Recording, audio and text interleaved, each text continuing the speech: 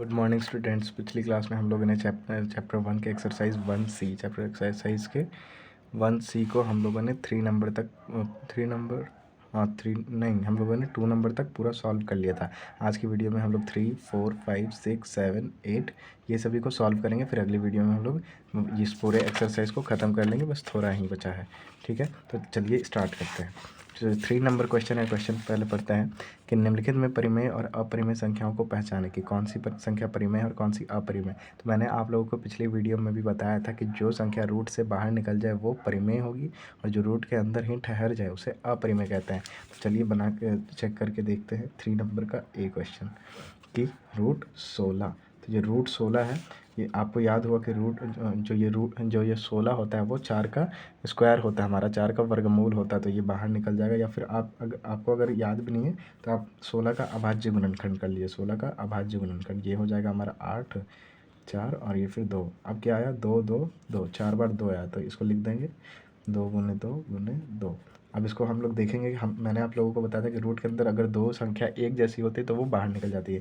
तो आप लोग देखेंगे ये दो एक जैसा है और ये दो भी एक जैसा है, तो 1 2 ये वाला इसके बदले 1 2 बाहर आएगा और इसके बदले 1 2 बाहर आएगा, तो ये फिर गुना होकर हमारा 4 बन जाएगा। और आप लोगों को अगर याद भी हो कि 16 4 का वर्गमूल होता है, तो आप लोग सीधा 16 4 को लिख सकते हैं, आपको इतनी कैलकुलेशन करने की ज़रूरत नहीं है। जो बी नंबर है हमारा वो है रूट 6। इसका अभाज्य गुणनखंड करें तो ये 3 गुना 2। क्या दोनों संख्या एक जैसी दिख रही है? नहीं दिख रही, तो ये रूट के बाहर नहीं निकल पाएगी, ये हमारी रह जाएगी रूट 6। तो ये जो 4 आया ये हमारी एक परिमेय संख्या है। 4 कैसी संख्या है? 4 एक परिमेय संख्या है और ये एक अपरिमेय संख्या, तो इसे हम लोग अपरिमेय संख्या लिख देंगे। अब जो हमारा सी नंबर है, सी नंबर है हमारा -√7। -√7 का अभाज्य गुणनखंड नहीं हो सकता, तो ये -√7 ही रहेगा। ये भी एक अपरिमेय संख्या है क्योंकि ये रूट से बाहर नहीं आ पाई। अब जो हमारा डी नंबर है, डी नंबर है √225। अगर आपको लोगों को याद होगा तो ये 25 का ही रूट सीधा बनता है, तो मैं इसे सीधे ही लिख दे रहा हूँ। अगर आपको वर्गमूल नहीं याद है तो आप लोग वर्गमूल याद कर लीजिएगा, ठीक है। नहीं, ये 15 का स्क्वायर होता है बच्चों, 25 का नहीं। 25 का 625 होगा, इसका 225 होता है 15 का, ये 15 बाहर निकल गया, तो ये एक परिमेय संख्या है। आप लोग इसे कॉपी पे पूरे तरीके से लिख के सॉल्व करके बनाइएगा।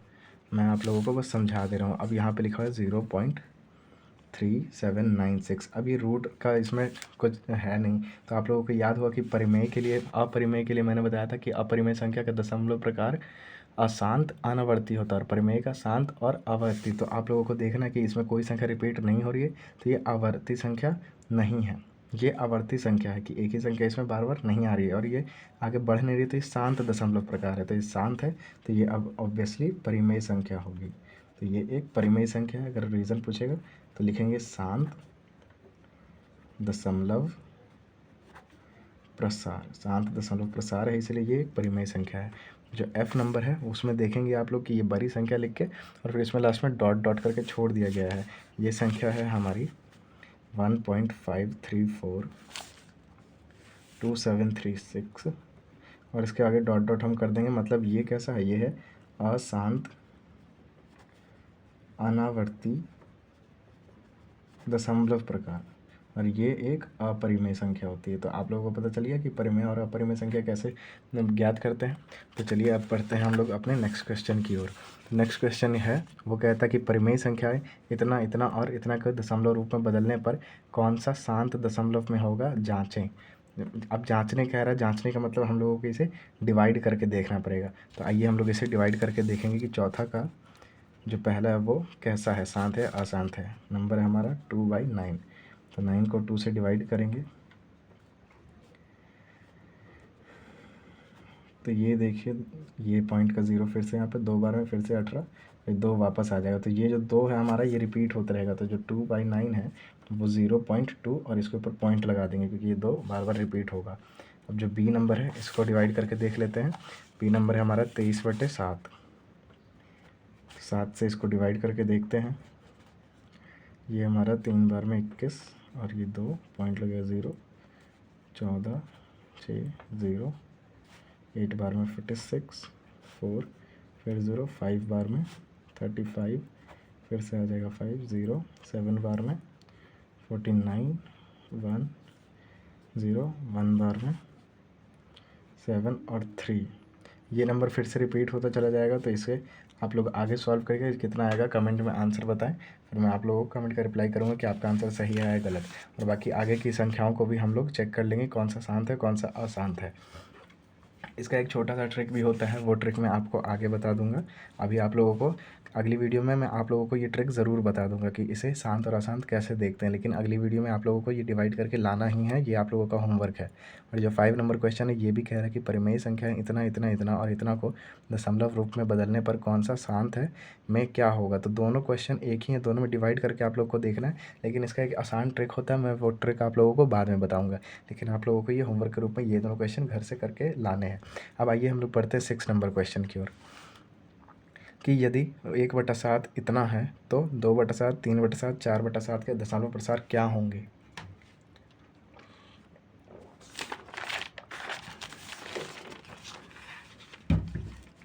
तो आप लोगों को इन सभी को डिवाइड करके देखने की ज़रूरत नहीं है। इसके लिए एक आसान ट्रिक है, मैं आप लोगों को वो बता दे रहा हूँ। ट्रिक नहीं है, ये भी मैथमेटिक है। देखिए जो 6 नंबर हमारा क्वेश्चन है वो कह रहा है कि 1/7 है वो हमारा बराबर होता है 0.142857 इसके बराबर होता है। बार लगा हुआ है मतलब ये नंबर फिर से रिपीट होगी।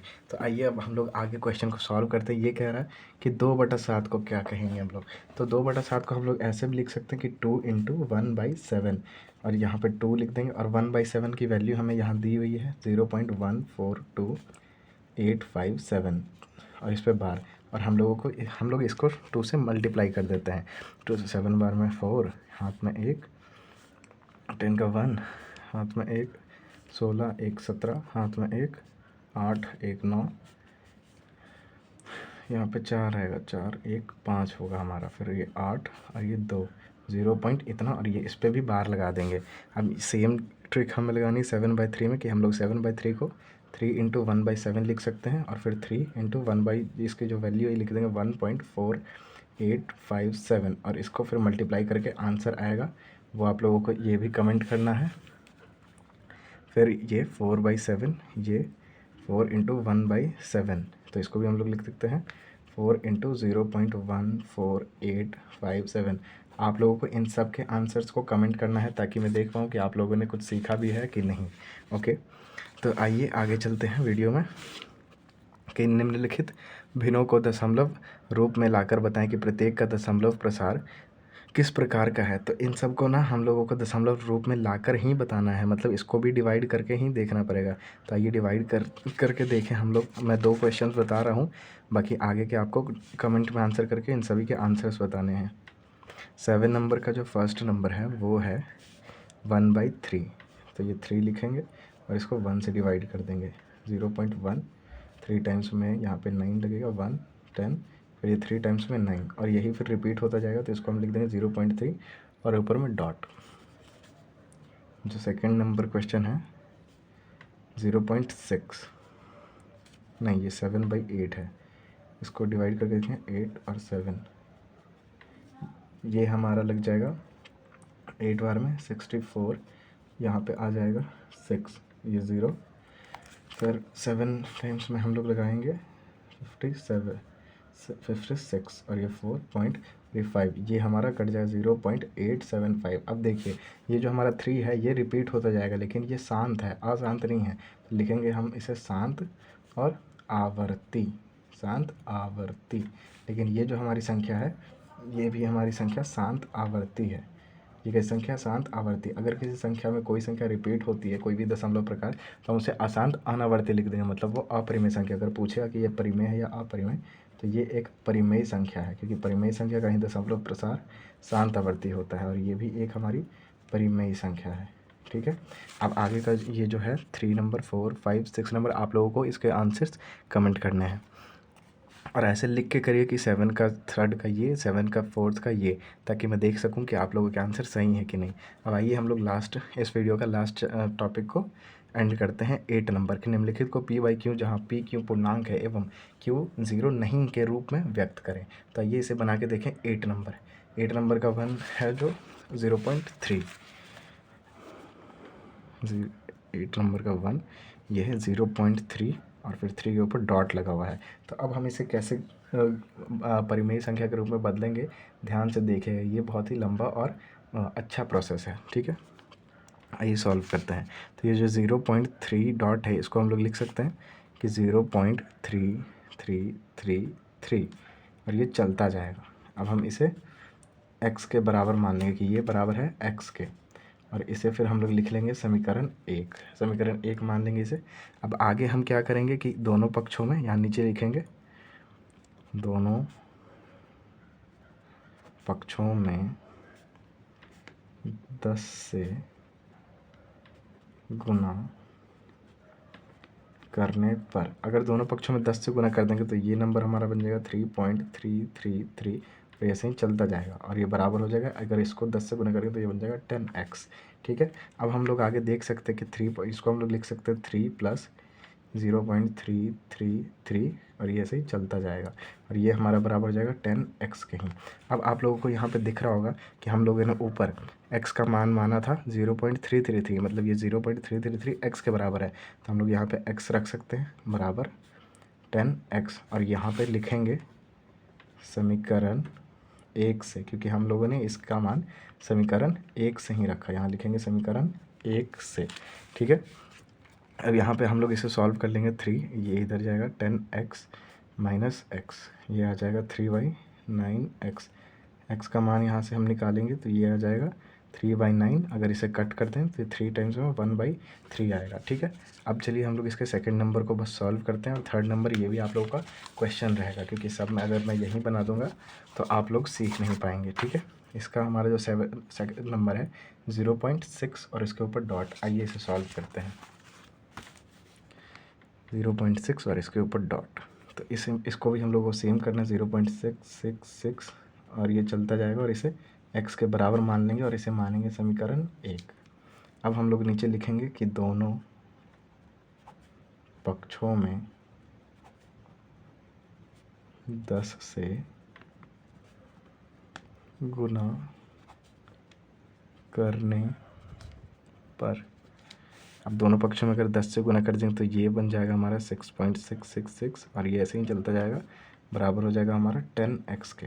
अब इसे हम लिख सकते हैं 6.666 बराबर 10x के। अब यही सेम मेथड कि अगर हम इसको x माने हैं तो इसकी जगह पे हम लोग x रख सकते हैं। यहाँ पे लिख देंगे x = 10x।